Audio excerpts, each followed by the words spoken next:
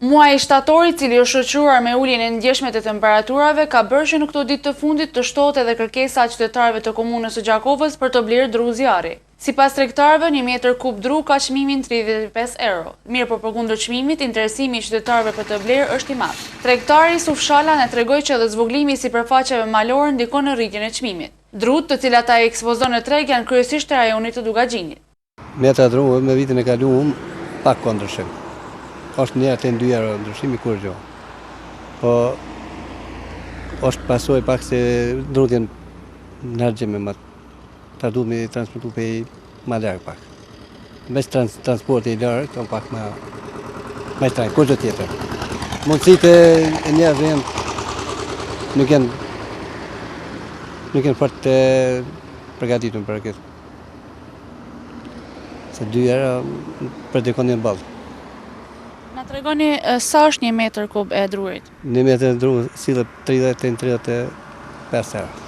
Nga ana tjetër, blerësit thonë se çmimet kanë ndryshime varësisht prej periudhës.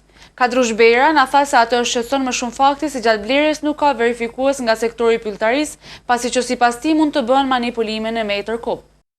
Sot më është një pagu 32 për metër. Se mendoni që rrit ky çmim? Nuk e di, kjo problemi këtu nuk mund me ditë.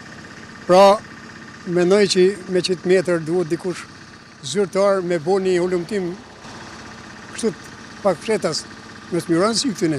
Se ka metra shkurtume, e të ngjitne, ka metra i mot njën e non ka kjo una, non tjetër ka tjetra, plus shtinë të për fundi, fillojnë atë do më thënë nalësia korekte në palim në matje nësishë, në përnushim me qmim nuk mund është mua në komfort.